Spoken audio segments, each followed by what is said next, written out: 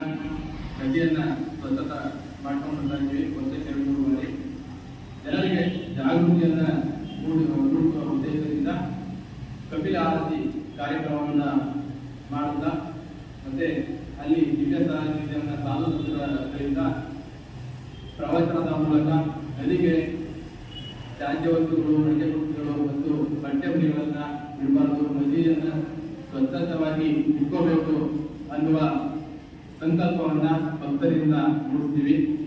ಈ ಬಾರಿ ಡಿಸೆಂಬರ್ 13ಕ್ಕೆ ಕಪಿಲಾರತಿಯನ್ನ ಮಾಡುತ್ತಿದ್ದೇವೆ.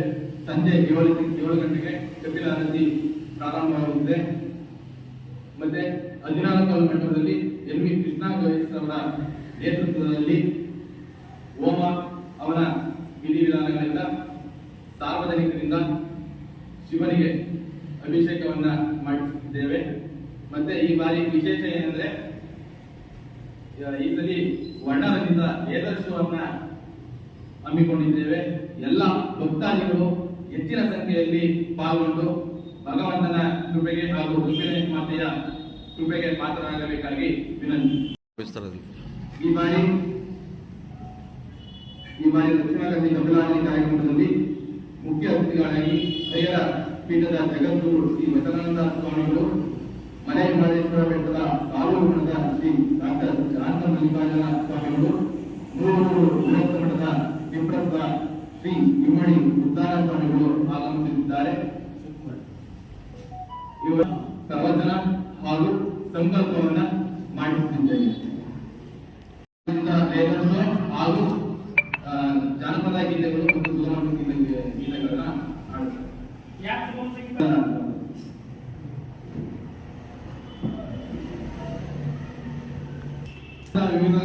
ವಿವಿಧ ಭಾಗಗಳಿಂದ ಬಂದರೆ ಯಾಕಂದ್ರೆ ಕಪಿಲಾರತಿ ನಕ್ಷತ್ರೋತ್ಸವ ಅಂತ ರಾಜ್ಯದ ಎಲ್ಲ ಮೂಲೆಗೂ ತಿಳಿದು ಬಂದಿದೆ. ಮತ್ತೆ ನಂಜನಗೂಡು ಜಿಲ್ಲೆ ಹಲವಾರು 8 ವರ್ಷಗಳಿಂದ ನಮ್ಮ ಬೆನ್ನೆಲುಬಾಗಿದೆ ನಕ್ಷತ್ರೋತ್ಸವ ಕಾರ್ಯಕ್ರಮಕ್ಕಾಗಿ. ಈ ಬಾರಿ ರಾಜ್ಯದ ಎಲ್ಲ ವಿವಿಧ ಭಾಗಗಳಿಂದ ಭಕ್ತಾದಿಗಳು ಬರ್ತಾರೆ. ಮತ್ತೆ ನಾವು ಸ್ವತಃ ಎಲ್ಲ ಉದ್ಯೋಗದಲ್ಲಿ ಮತ್ತೆ ಬಿಸ್ನೆಸ್ ಅಲ್ಲಿ ಮಾಡ್ಕೊಂಡಿರೋದ್ರಿಂದ ನಾವೇ ಸ್ವತಃ ಅಧ್ಯಕ್ಷರನ್ನ ಹಾಕಿ ಕಪಿಲಾರತಿ ಕಾರ್ಯಕ್ರಮ ಮಾಡ್ತೀವಿ. ನಾವು ಸ್ವಇಚ್ಛೆಯಿಂದ ಕೊಡುವ ದಾನಿಗಳಿಂದ ಮಾತ್ರ ಸ್ವೀಕರಿಸ್ತೀವಿ. ಸ್ವಚ್ಛತೆ ಕಾರ್ಯಕ್ರಮ ದೇವಸ್ಥಾನ ವತಿಯಿಂದ ನಾವು ಅದಕ್ಕೆ ಅದನ್ನ ಸ್ವಚ್ಛತೆ ಮಾಡೋ ಉದ್ದೇಶದಿಂದ ಪ್ರತಿ ವರ್ಷ ನಾವು ಏನಾದ್ರು ಇಂಪ್ಲಿಮೆಂಟ್ ಮಾಡಿ ಅಂತ ಕೇಳಬೇಕಾಗ್ತೀವಿ. ಅವ್ರ ನಿರ್ಲಕ್ಷ್ಯದಿಂದ ಇದುವರೆಗೂ ಏನು ಇಂಪ್ಲಿಮೆಂಟ್ ಮಾಡೋ ಕೆಲಸಗಳನ್ನು ಮಾಡಿಲ್ಲ. ನಾವು ಒಂದು 5-6 ವರ್ಷದಿಂದ ಕಬಿನಿಯಿಂದ ನರಸೀಪುರ ಯೋಜನೆ ಮಾಡೋದು. ಆ ಟೈಮಲ್ಲಿ ಅವ್ರಿಗೊಂದು ಪ್ಲಾನಿಂಗ್ ಹೇಳಿದ್ರು. ಯಾವ ರೀತಿ ಪ್ಲಾನಿಂಗ್ ಅಂತಂದ್ರೆ ನದಿ ಮಾಲಕರನ್ನ ಇಡಬೇಕು, ಆ ಸುತ್ತ ಏನು ನಮ್ಗೆ 2 ಮುಡಿಕಟ್ಟೆ ಜಾಗ ಇದೆಯಲ್ಲ ಅದು ಮತ್ತೆ ಸ್ಮಶಾನಕ್ಕೆ ಹೋಗೋ ಜಾಗ ಇದೆಯಲ್ಲ ಅವೆರಡನ್ನೂ ಫೆನ್ಸಿಂಗ್ ಕ್ಲೋಸ್ ಮಾಡಿ ಅಂಟು ಬಿಡ್ತಿದೆಯಲ್ಲ ಅಲ್ಲಿ ನದಿ ಪಾಲಕರನ್ನ ಇಡಿ.